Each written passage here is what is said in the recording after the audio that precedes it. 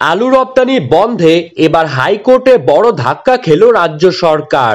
কোনো অজুহাতে বর্ডারে আলুর গাড়ি আটকে রাখা যাবে না বলে পরিষ্কারভাবে কিন্তু জানিয়ে দিলেন কলকাতা হাইকোর্টের প্রধান বিচারপতি মাননীয় তীর্থঙ্কর ঘোষ মহাশয়। সরকারি নির্দেশে গত 27শে নভেম্বর থেকেই ভিন রাজ্যে কিন্তু বন্ধ হয়ে যায় আলু রপ্তানি।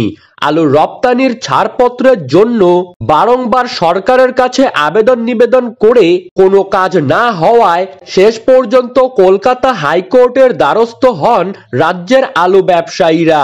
আলু ব্যবসায়ীদের আইনজীবী হাইকোর্টে প্রশ্ন করেন, পুলিশ কিভাবে বর্ডারে আলুর গাড়ি আটকে রাখতে পারে? পুলিশ কিভাবে আলু ব্যবসায়ীদেরকে বাধা দিতে পারে ব্যবসা করতে গেলে? তার জবাবে রাজ্যের আইনজীবী কিন্তু আলুর গাড়ি আটকানোর কথা অস্বীকার করেন। তার বক্তব্য, কোনো আলুর গাড়িকে আটকানো হয়নি, নাকা চেকিং এর জন্য গাড়িগুলিকে থামানো হয়েছে। এরপরেই মামলাকারীদের আইনজীবী ভিডিও ফুটেজ দেখিয়ে অভিযোগ করেন, সেখানে স্পষ্টই দেখা যাচ্ছে মুখ্যমন্ত্রী কিন্তু নিজেই আলু রপ্তানি বন্ধের নির্দেশ দিচ্ছেন। পুলিশ কোনো আলুর গাড়ি ভিন রাজ্যে যেতেই দিচ্ছে না। আর রাজ্যের কৃষি বিপণন মন্ত্রী এই ব্যাপারে বর্ডারে দাঁড়িয়ে তদারকি করছেন। দুপক্ষের সওয়াল জবাবের পর গতকাল বিচারপতি তীর্থঙ্কর ঘোষ জানিয়ে দেন, পুলিশ নিয়ম মাফিক নাকা চেকিং করতেই পারে, কিন্তু নাকা চেকিং এর নাম করে বর্ডারে আলুর গাড়ি আটকে রাখা যাবে না।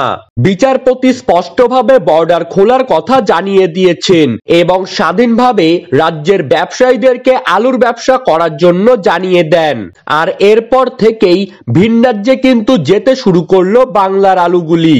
আইনজীবীদের বক্তব্য, সংবিধানের 301 নম্বর ধারা অনুযায়ী আলুর গাড়ি বর্ডার পার না হতে দেওয়ার নির্দেশিকা কোনো রাজ্য সরকারই দিতে পারে না।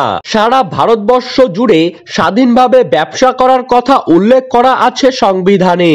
তাই জন্য অন্য জায়গায় যারা আলু পাঠাচ্ছেন সেটাকে আলু পাচার করা বলে না, এটা তাদের ব্যবসার মৌলিক অধিকার। হাইকোর্টে যদি আলু ব্যবসায়ীরা কেস না করতেন তবে কিন্তু বর্ডারে আরো কতদিন পর্যন্ত আলুর গাড়ি যাওয়া বন্ধ থাকতো তা কিন্তু কেউই জানেন না।